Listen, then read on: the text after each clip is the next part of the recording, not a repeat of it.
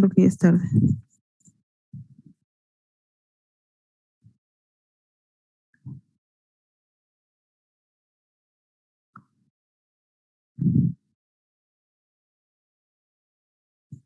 Recording in progress. Ya. Entonces, ¿me escuchan, no? ¿Sí? Sí, doctora. Ya, gracias. Ya, entonces, vamos a empezar la clase el día de hoy. Buenas noches a todos. Vamos a hablar sobre dos temas que son bacterias anaerobias y bacterias de transmisión sexual.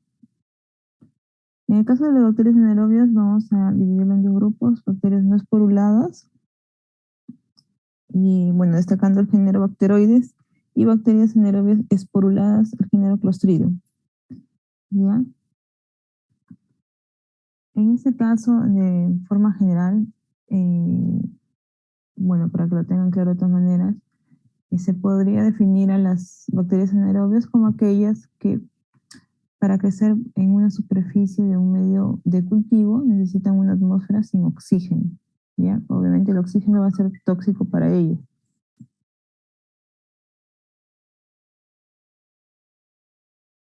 Entonces, tenemos una clasificación utilizando la correlación de Gram. La dividimos en Gram positivos y Gram negativas. Dentro del grupo de Gram positivos tenemos bacilos y cocos, ¿no? Gram positivos. En el grupo de los bacilos tenemos varios géneros, como son los Actinomyces, Bifidobacterium, Eubacterium, Lactobacillus, Propionibacterium y Clostridium, que es lo que vamos a hablar hoy día.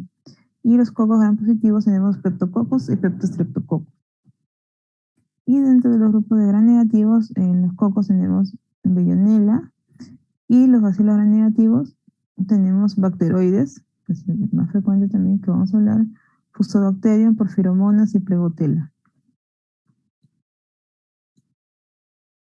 Empezamos con las bacterias anaerobias no esporuladas. En este grupo tenemos a la familia Bacteroideaceae, y dentro de esta familia tenemos género Bacteroides, Fusobacterium, Pregotella y Porphyromonas. Y las especies más importantes del género Bacteroides, a la cabeza está Bacteroides frágiles, ¿no? Como uno de los que se aísla más frecuentemente. En cuanto al hábitat, tenemos que los bacilos gram negativos anaerobios forman parte de la microbiota de la mucosa oral, gastrointestinal y genital. La colonización con bacterias anaerobias comienza luego del nacimiento y se incrementa en cantidad y diversidad a través del tiempo. Básicamente su rol va a consistir de estas bacterias como parte de la microbiota en mantener lo que es el balance ecológico. Por ejemplo, también nos ayuda en prevenir la instalación de agentes patógenos, contribuyen al desarrollo de la respuesta inmune. Sin embargo, esta protección se va a ver comprometida, por ejemplo, en procesos erosivos de las mucosas, en procesos obstructivos, cuando hay un uso de antibióticos prolongado, ¿no? Entonces todo eso puede alterar digamos, este estado comensal de los anaerobios. Y ahí tenemos algunos ejemplos de estos anaerobios en diferentes órganos. Tenemos que se ubican en piel, en tanto genital femenino, y en mayor proporción en la cavidad oral y tracto respiratorio superior, en una proporción, si ustedes ven, de 100 a 1, anaerobios sobre aerobios.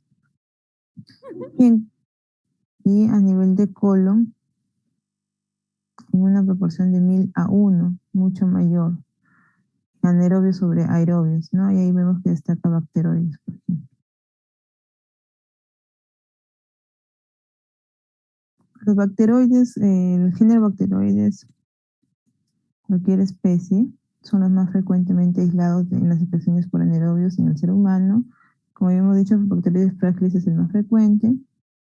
Tienen también una gran cantidad de factores de virulencia y mayores tasas de resistencia a los antimicrobianos. Tenemos los factores de virulencia. Estos les van a permitir adherirse, invadir y constituirse en lo que son los biofilms. La formación de abscesos y la destrucción tisular son presentaciones características de estas bacterias.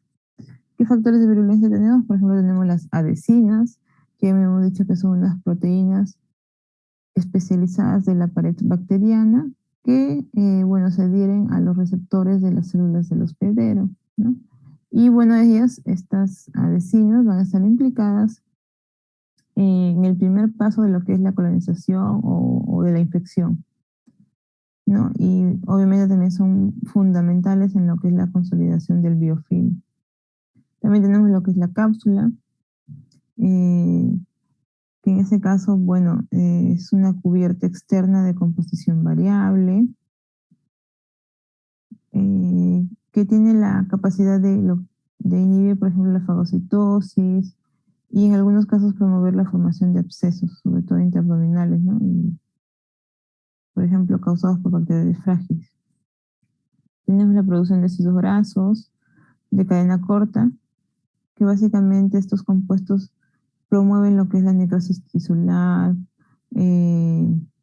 descenso del pH al interior de los abscesos cuando se formen, ¿no? También pueden inhibir la actividad bactericida de los neutrófilos. También tenemos la producción de lipopolisacáridos.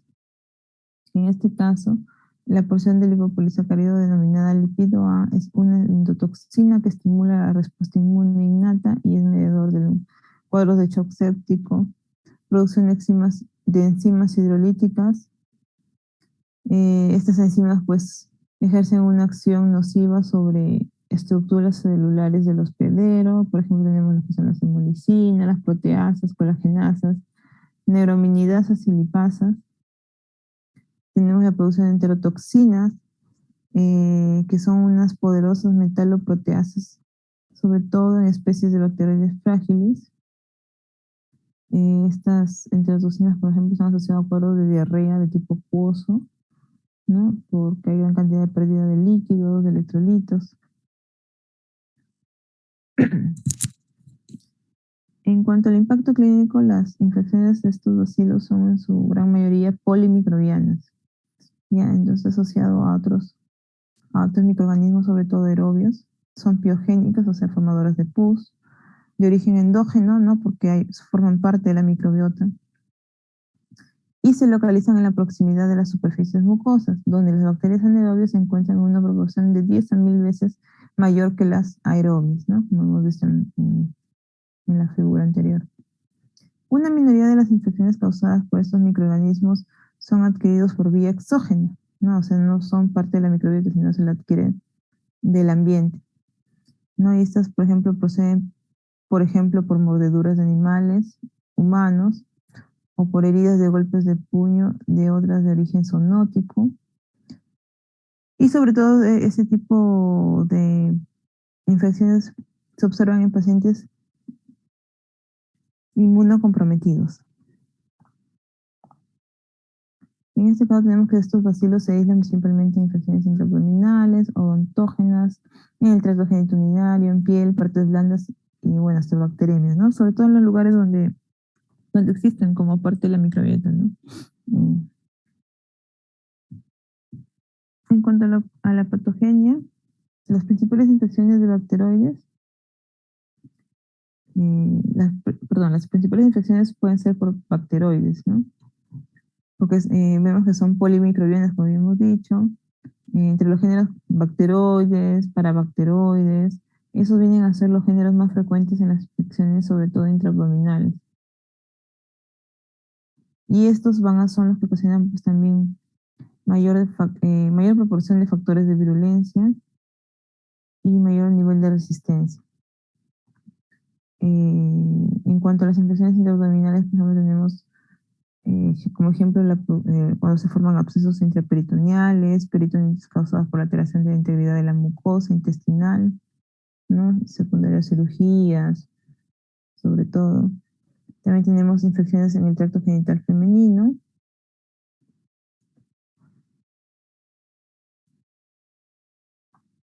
Cuando se forman abscesos a nivel vaginal, infecciones de heridas, tejido subcutáneo y abscesos del área rectal,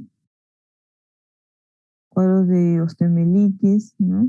Infección de hueso, Bacteriemias por anaerobios son poco frecuentes, normalmente son secundarias a cirugías, sobre todo intestinales, coros de pericarditis, abscesos cerebrales, diarreas cuando hay producción de esas toxinas, ¿no? Algunos de estos anaerobios. Y por ejemplo ahí vemos a nivel del sitio anatómico qué géneros son más frecuentemente aislados, ¿no? Como vemos ahí, por ejemplo, en el caso de abdomen, bacteroides, parabacteroides, ¿no? Como habíamos dicho. En el tracto genital, urogenital, bacteroides, prebotela, ¿no? Bacteroides es el que más frecuentemente se aísla en los diferentes órganos.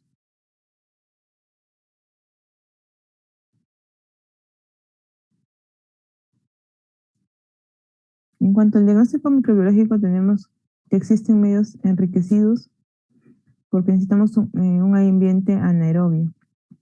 Tenemos el lagar sangre anaerobio que contiene mina, vitamina K y aminoácidos. Y también tenemos un medio selectivo, por ejemplo, para lo que es bacteroides frágiles, que es el agar bacteroides bilis esculina, con amicacina, ¿no? Que es selectivo para este anaerobio. Entonces, una característica importante de los bacteroides es que son de desarrollo rápido, solamente bacteroides, ya porque el resto de anaerobios sí es más lento el desarrollo. Y obviamente se requiere incubar a las placas en medios, en una atmósfera libre de oxígeno.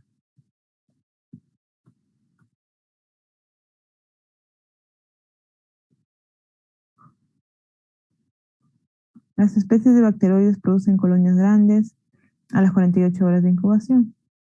Vemos colonias de 1 a 3 milímetros de diámetro, de color gris o blanco, enteras, convexas, translúcidas o opacas y no son hemolíticas, ¿no? En este agar sangre. Y en el GRAM vamos a ver, por ejemplo, el morfotipo de bacilos gram negativos, que ustedes ven que son pleomórficos. Eso quiere decir que tienen diversas formas, ¿no? Algunos son más alargados, otros son más cortitos, eh, más rectos. Entonces, son, digamos, diferentes su morfología en comparación con las enterobacterias, ¿no? Que son los bacilos gram negativos, son uniformes, ¿no?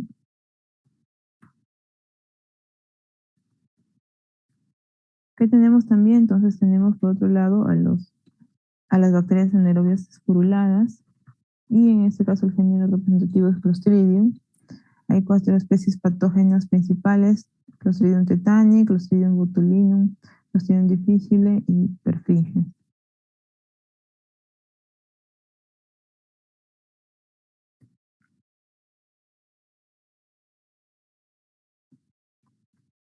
En este caso Clostridium, las diferentes especies se distribuyen en el medio ambiente en forma ubicua. Es así que pueden encontrarse en el suelo, en sedimentos marinos, en el pasto, vegetales en decomposición, etc. Pero una característica importante es la producción de esporas. La resistencia de sus esporas le permite, le permite sobrevivir bajo condiciones adversas, ¿no? A estos bacilos. Por ejemplo, alteraciones del pH, en temperaturas pues extremas, la presencia de radiación ultravioleta, incluso el uso de desinfectantes, ¿no? Eh, son factores adversos que no dañan a este tipo de bacterias cuando están en su forma esporulada.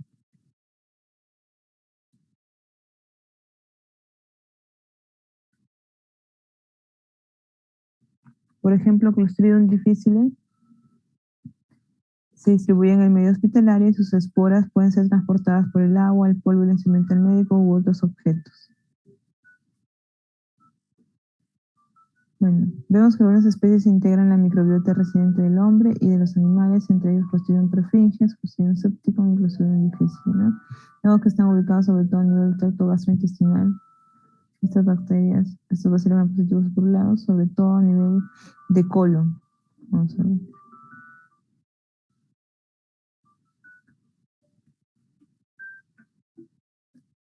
En cuanto a los factores de virulencia, tenemos que poseen factores que les permiten adherirse, invadir y constituirse en biofilms, La formación de abscesos y la destrucción tisular son presentaciones características de estas bacterias. Y sobre todo, algo que caracteriza en lo que son factores de virulencia van a ser la producción de toxinas. Esta mayoría o la mayoría de especies patógenas van a elaborar esas toxinas, las cuales van a ser las principales responsables de la patogenicidad de estos microorganismos. Algunos ejemplos de toxinas tenemos las toxinas clostridiales de mayor impacto clínico, son las producidas por Clostridium perfringens, tetani, botulinum y difícil. Y entonces vemos las diferentes toxinas que tienen cada uno de estos géneros. Y vamos a ver que en el caso de Clostridium perfringens posee una enterotoxina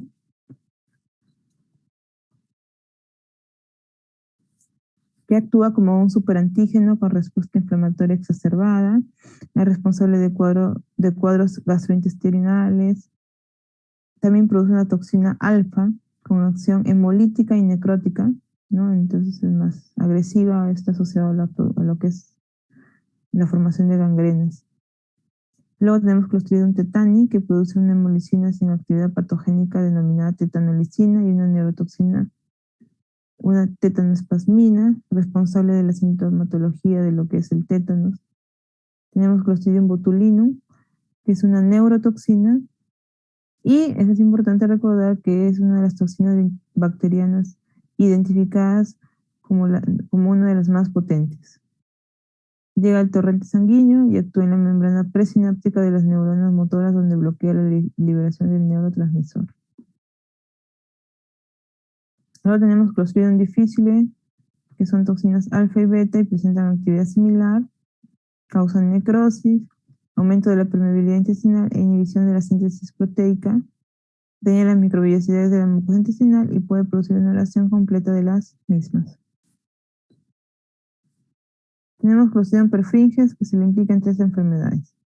En la intoxicación alimentaria por Clostridium perfringens se va a presentar náuseas, dolor abdominal, diarrea espumosa y maloliente, y se asocia a ingestión de alimentos, en lo que son sobre todo carnes que están contaminadas con esta toxina.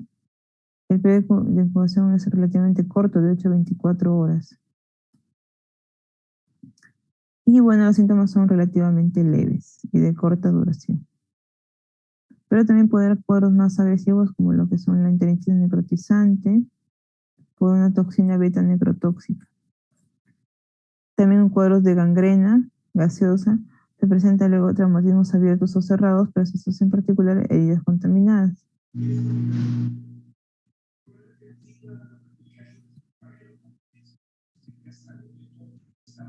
A ver, un audio está.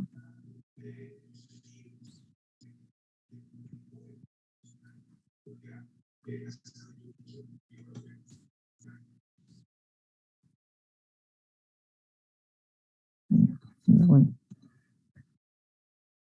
Y también produce unas lesiones anaeróbicas asociadas a pacientes con leucemia, pacientes con sepsis properal. Llega incluso a cuadros de gangrena uterina.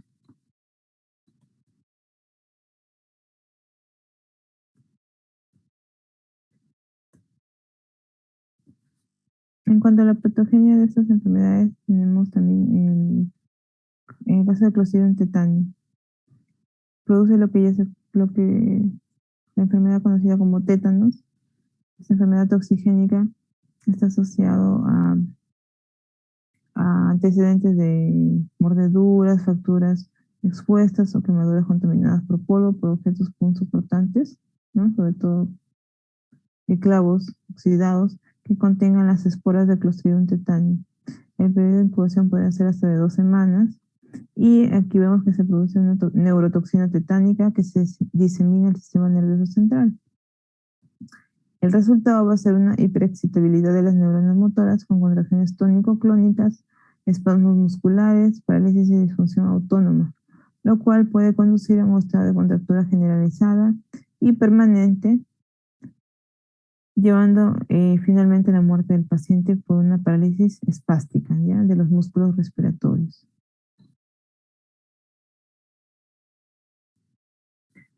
En el caso del Clostridium botulino produce también una parálisis, pero lo contrario al tétano. Bueno, el botulismo primero es una intoxicación alimentaria que produce una enfermedad paralítica, se caracteriza por una parálisis flácida, ¿no? En el otro caso era parálisis espástica, que en este caso el botulino va a ser una parálisis flácida, simétrica y descendente.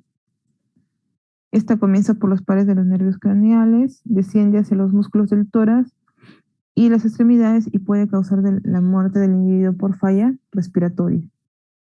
Las manifestaciones de flacidez suelen estar precedidas por síntomas gastrointestinales como náuseas, vómitos, diarrea o constipación, ¿no? También puede verse una toxoinfección por la germinación de esporas en el tubo digestivo, sobre todo en lactantes, sobre todo en menores de 1 año o en algunos adultos con colonización intestinal por este microorganismo y factores predisponentes. Clostridium botulino lo vamos a encontrar en el suelo contaminado, se puede encontrar incluso en legumbres, frutas, en alimentos enlatados, como son el pescado, los embutidos.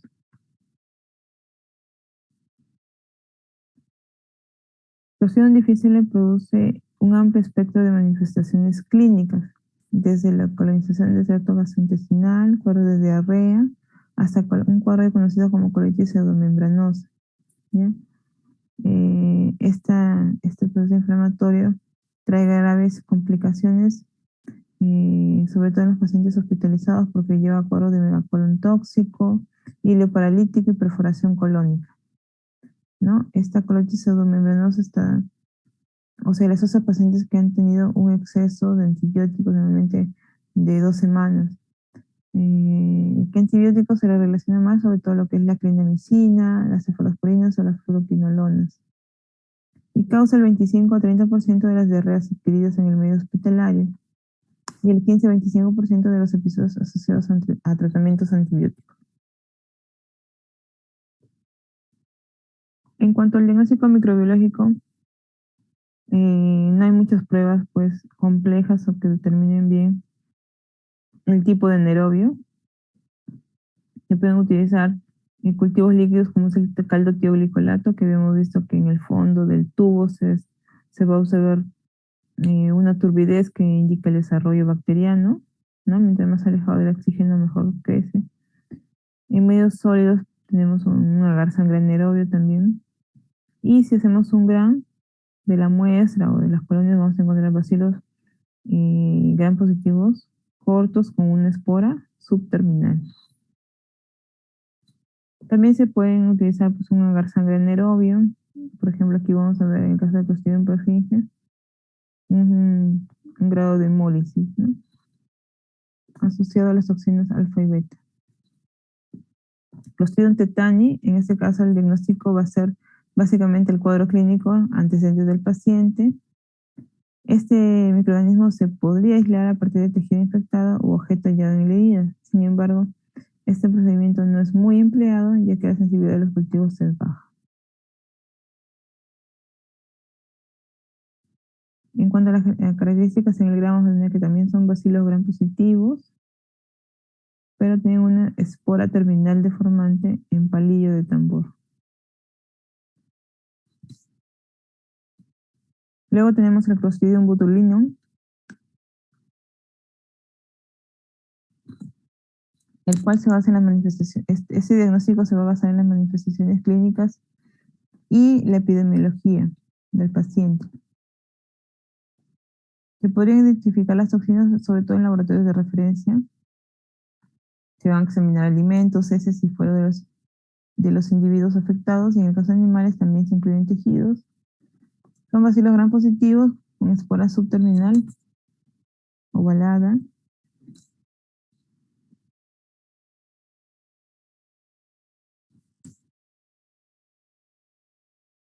Luego tenemos el Clostridium difficile.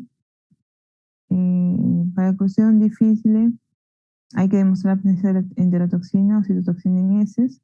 Se pueden utilizar cultivos líquidos, sólidos, pero es muy importante obtener esta prueba, que es una prueba rápida de inmunocromatografía para detección de las toxinas.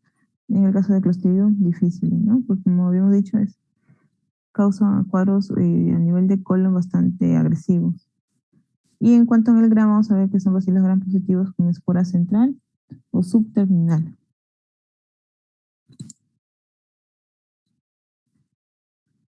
La recuperación e identificación de estos microorganismos está condicionada a la sospecha clínica adecuada, a una correcta toma, transporte y conservación de las muestras.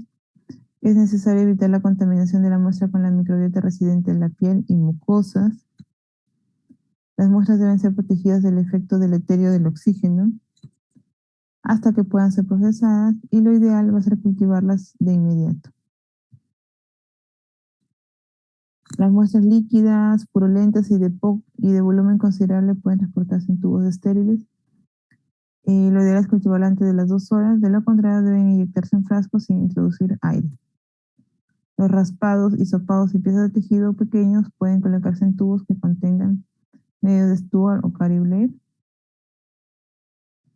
En cuanto a los métodos diagnósticos, tenemos la coloración de Gram, ¿no? Donde ya hemos visto que son bacilos gram positivos y sobre todo por la presencia de las esporas, ¿no? Se pueden utilizar medios sólidos, líquidos, en algún caso algún medio selectivo, y lo más importante es incubar en atmósfera libre de oxígeno, ¿no? Que son esas jarritas que contienen unos sobres para anaerobiosis.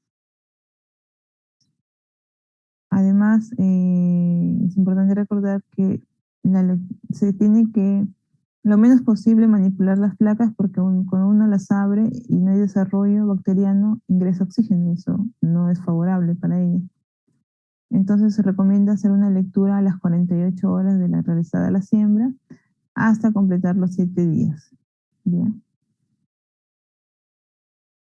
Se puede ver el Gram, como hemos visto, incluso se pueden hacer algunas pruebas bioquímicas como el crecimiento en bilis, la prueba de la catalasa, algunas pruebas moleculares, ya en laboratorios de referencia, sí, porque no es muy, digamos, necesaria la determinación del género y especie. Y como una especie de resumen, tenemos la muestra, le hacemos la coloración de Gram, hacemos una siembra en el agar sangre anaerobio, de repente en un caldo tioglicolato, se incuban a 48 horas a 37 grados centígrados hasta 7 días se realiza la incubación. Bueno, esa sería la primera parte de anaerobios. Ahora vamos a ver la parte de bacterias de transmisión sexual.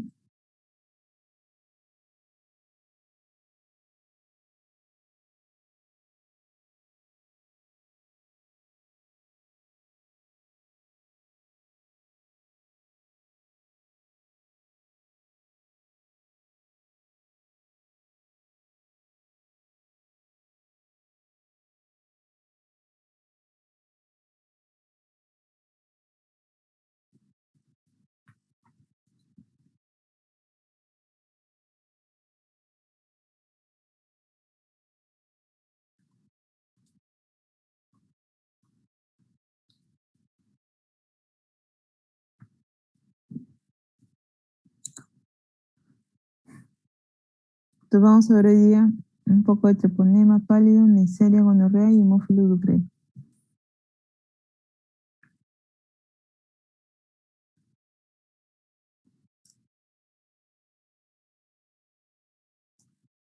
Treponema pallidum, como ven, es una espiroqueta. Es agente causal de la sífilis. Si observamos el microscopio de campo oscuro, vamos a ver que no tiene afinidad tintorial, por eso no se pueden utilizar las coloraciones convencionales para identificarlo. Es móvil y contiene flagelos periplásmicos. Vamos a ver que el microscopio de campo oscuro, vamos a ver que tiene una movilidad rotatoria y ondulante. Es microhelofílico, o sea, desarrolla a bajas tensiones de oxígeno. No se puede aislar en medios inertes ni celulares, o sea, no podemos cultivar en los medios. Puede permanecer vivo en el plasma o en sangre por 2 a 5 días, a pesar de que las bolsas de sangre se refrigeran a menos 70 grados centígrados. Entonces tiene una alta capacidad de resistencia a bajas temperaturas, ¿no? Entonces hay que tener bastante cuidado cuando se hacen las pruebas de tamizaje, ¿no? Cuando se trata de sífilis. Y en este caso lo que sí es sensible es a una temperatura de mayor de 42 grados centígrados o lo que es un ambiente de tipo de secación.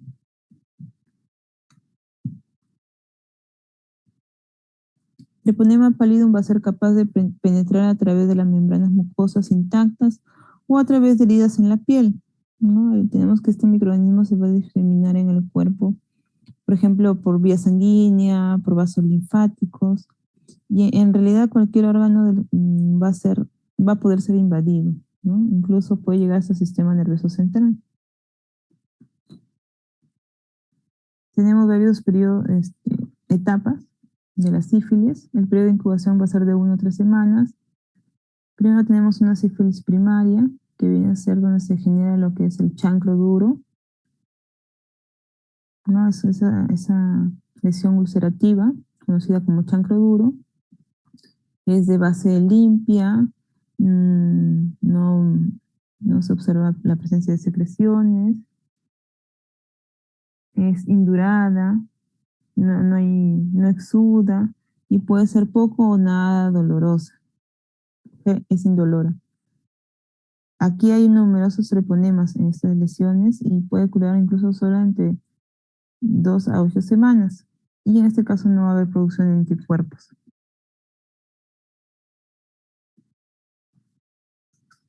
Luego tenemos que si esta infección no fue curada, no fue tratada, puede desarrollar lo que es la sífilis secundaria. Se puede dar luego de 2 a 3 meses, caracterizado por un exantema maculopapular, lesiones rojizas. Lo vamos a ver a nivel de manos, pies, cara, tórax, y el paciente va a estar febril. Y aquí ya vamos a ver la producción de anticuerpos, ¿ya? Entonces por eso la serología va a ser positiva. Periodo latente.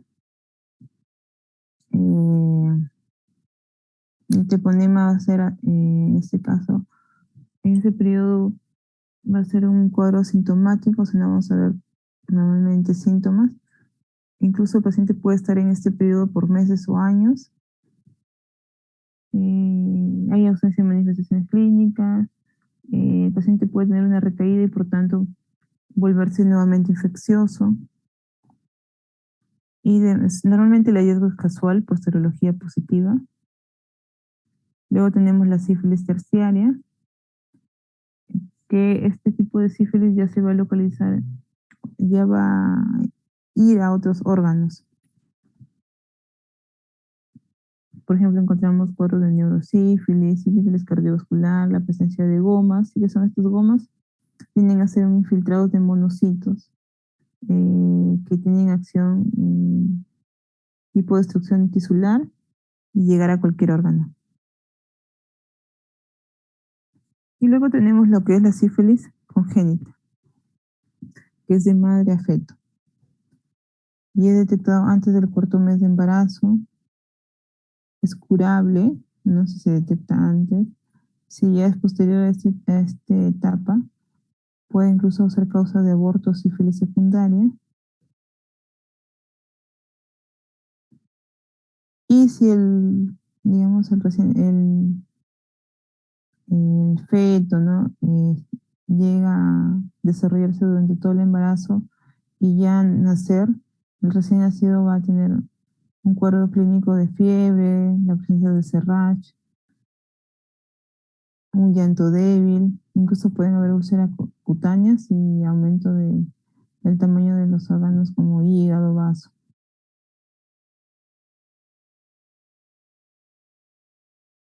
En cuanto al diagnóstico, tenemos la endoscopio de campo oscuro,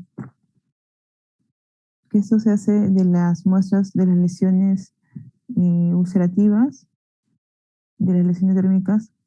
Lo podemos ver en sífilis primaria principalmente y en secundaria se hubieran, ¿no? Se ven esas espiroquetas en el microscopio de campo oscuro.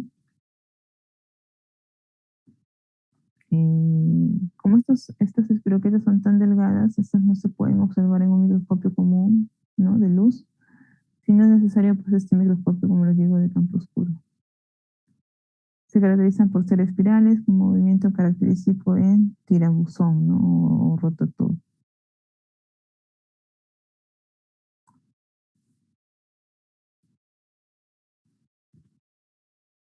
Entre las pruebas serológicas vienen a ser pruebas indirectas. Tenemos unas pruebas no treponémicas y pruebas treponémicas. Las pruebas no treponémicas son de tamizaje, también se puede usar incluso como respuesta al tratamiento, tienen baja sensibilidad y por ende dan muchos falsos positivos. Luego tenemos las pruebas treponémicas que utilizan antígeno de treponema pálido y detectan anticuerpos específicos. Son principalmente pruebas ya confirmatorias, ¿no? Cuando las anteriores pruebas fueron positivas, se continúan con estas pruebas. En el 85% de los pacientes con sífilis con tratamiento exitoso, estas pruebas se mantienen reactivas por varios años. Entonces, para que entiendan bien que son pruebas no treponémicas, tenemos lo que es el RPR, ¿no? Regina plasmática rápida. Entonces, usan partículas de carbón cubiertas con una mezcla de antígenos lipídicos que se combinan con el antígeno reagínico presente en el suero del paciente. Y si se genera esta reacción antígeno-anticuerpo, lo vamos a ver como una aglutinación macroscópica, ¿no? Como la imagen de la izquierda, ahí hay una reacción, ¿no? De producción de partículas. Y en cambio, en el lado derecho no vamos a ver que no hay reacción. Pero como les decía, ¿por qué se llama treponémicas y no treponémicas? En este caso esta prueba es no treponémica porque no detecta anticuerpos contra el treponema. Entonces no es algo directo, sino son anticuerpos contra unas estructuras que genera el treponema. Entonces lo que hace el treponema es dañar las células del huésped y estas células van a liberar un tipo de material lipídico, lipoidal. Entonces, el treponema altera las células producen este material lipoidal y entonces se producen anticuerpos contra este material lipoidal. Eso es una reacción no treponémica, es algo ocasionado por el treponema. Estos, esos anticuerpos que son no específicos de treponema, incluso pueden llegar a desaparecer con el tiempo. Vamos a ver que si la prueba es positiva, se reporta como positivo o reactivo, ¿no? O negativo o no reactivo.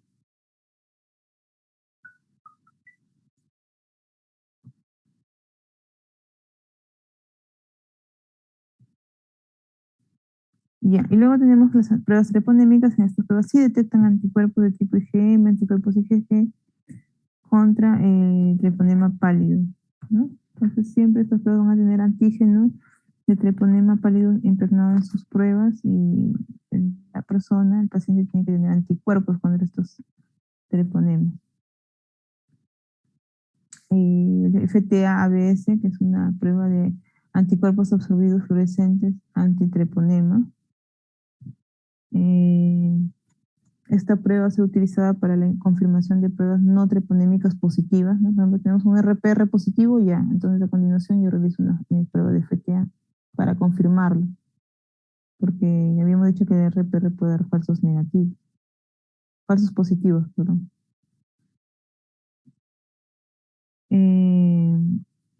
Bueno, esta prueba de FTA también es importante para el diagnóstico de estadios tardíos.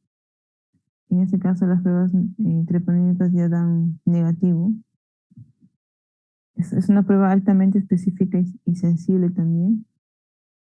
Acá se trabaja con suero que es previamente diluido con solución absorbente para eliminar anticuerpos de grupo. y así la prueba se hace relativamente específica. Entonces, se coloca el suero en la lámina que contiene ese antígeno que es el treponema, y si el suero del paciente va a tener anticuerpos, no se va a producir una reacción antígeno-anticuerpo y se podrá ver muy clarito en el microscopio de inmunofluorescencia.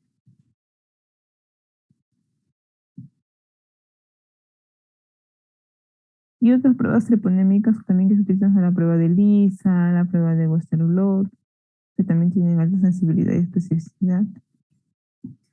Y, y entre los falsos positivos que se pueden dar con el RPR principalmente tenemos cuadros de neumonía por neumococo, endocarditis bacteriana subaguda, el chancroide, que es otra enfermedad de transmisión sexual, enfermedades de tejido conectivo, enfermedad cardíaca reumatoidea, ¿no? Y etcétera. Esas enfermedades, todo lo que altera el sistema inmune. Luego tenemos lo que es la Neisseria gonorrhoeae. Recuerden ustedes, la estructura es un diplococos gram negativo.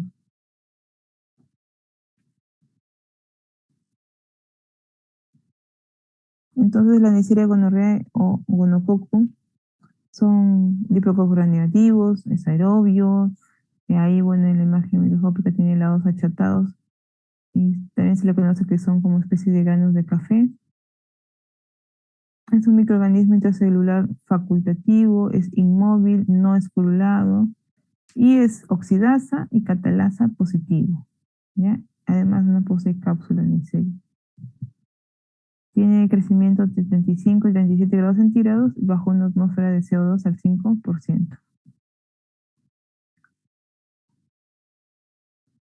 En cuanto a la patogenicidad, vamos a ver que Neisseria presenta piles que permiten fijarse a las células hospedadoras y o también resistir a la acción de los neutrófilos. Tenemos que tiene varias proteínas como factores de virulencia, proteasas que rompen la inmunoglobulina A, transferencia de material genético por conjugación y transformación, y también produce plásmidos, ¿no? Y estos plásmidos van a permitir que se transfieran los genes de resistencia.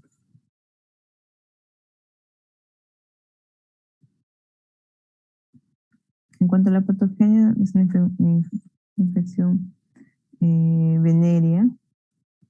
Se considera este un patógeno humano obligado que puede crecer y multiplicarse en las mucosas, incluyendo el cervix, el útero, el trompo de falopio, así como en la uretra masculina.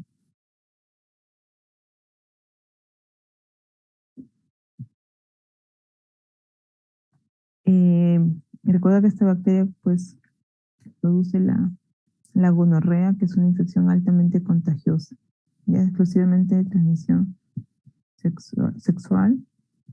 A nivel de del varón se asocia a cuadros de uretritis, prostatitis, epididimitis, en la mujer cuadros de vaginitis, cervicitis, y en casos avanzados otro tipo de infecciones como endometriosis, salpingitis. Puede ocasionar una infección diseminada o en caso de neonatos incluso durante el parto no puede contaminarse el bebé ocasionándole conjuntivitis, ¿no? Y vamos a ver que los síntomas pueden aparecer entre 2 a 21 días luego del contagio, ¿no? Con disuria, la presencia o la producción de secreción amarillenta e inflamación del área genital. Pero en otros casos puede ser incluso asintomático. La coloración de Gram es importante. Vamos a ver los diplococos Gram negativos intracelulares, también extracelulares. Entonces es importante la coloración de Gram.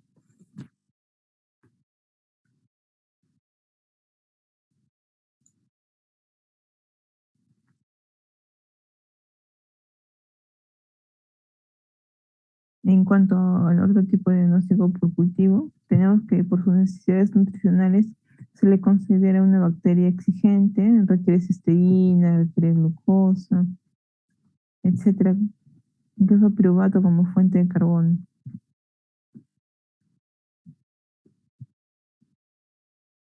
el medio selectivo para lo que son estas bacterias conocidas como bacterias fastidiosas o exigentes. Tenemos el agar selectivo Taller Martin, ya que es un agar chocolate con vancomicina, colistina y nistatina. Es incubado a 37 grados centígrados en un ambiente con CO2 al 5%.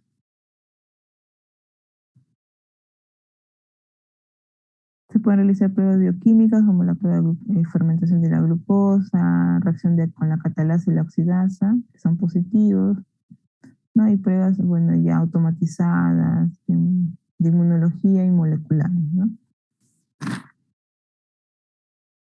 Finalmente tenemos a Haemophilus ducreyi, que también es otra bacteria diagnóstico un poco difícil. Produce lo que es el chancro blando o chancroide, es una enfermedad de transmisión sexual ulcerosa genital.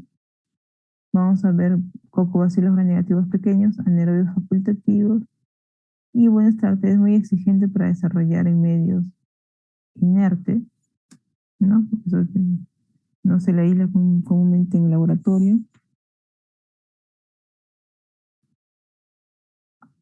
Entonces tenemos que los reumatismos o microabrasiones de la piel o la mucosa son la puerta de entrada de esta bacteria. Tenemos una lesión inicial que es una especie de pápula que a los 2 o 3 días se forma como pústula. Luego se va a formar la úlcera. Vemos que la diferencia entre la úlcera de la sífilis y la úlcera de la gonorrea es que básicamente la de la sífilis habíamos dicho que es una úlcera de base limpia, indurada, indolora, mientras que la úlcera de chancroide es una úlcera blanda, bordes indeterminados, también es muy vascular por lo que es friable, se sangra con facilidad.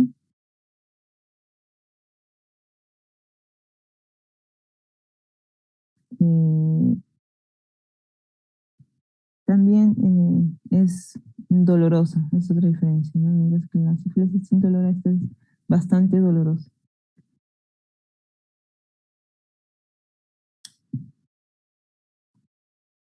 La coloración de Gram no es muy útil, se ven bacilos gram negativos cortos, intra y extracelulares.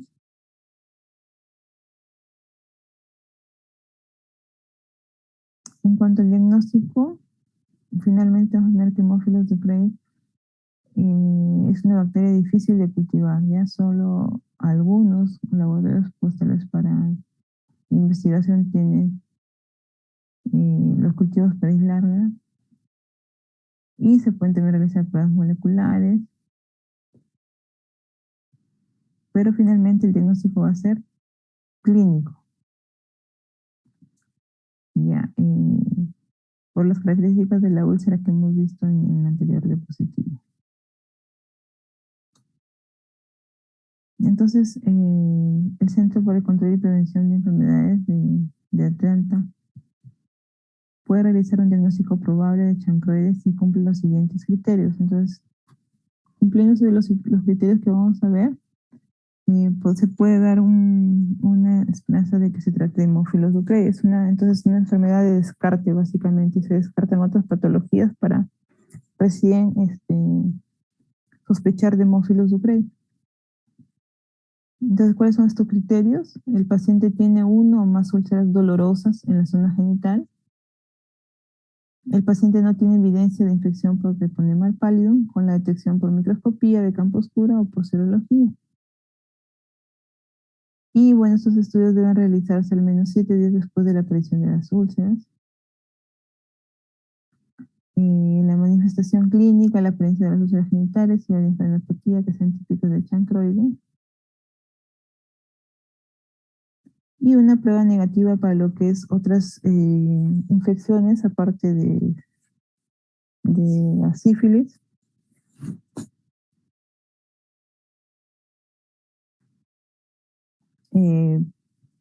Por ejemplo, descartar la prueba del herpes simple, ¿no? Y obviamente las características de las úlceras, ¿no? Entonces son 4 los criterios que van a ayudar para descartar otras patologías y se trate de y sospechar, mejor dicho, de Haemophilus ducreyi. Entonces, como le digo, es un diagnóstico de descarte, ¿no? Descartando otras enfermedades, recién ya podemos confirmar de qué se trata de esta bacteria. Y eso sería todo. No sé, chicos, ¿tienen alguna consulta? ¿Todo claro?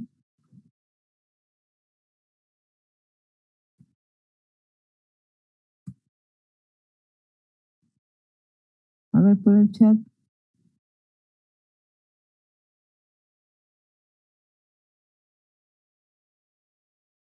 ¿Todo bien? A ver, muy bien, gracias. Adrián, quiero.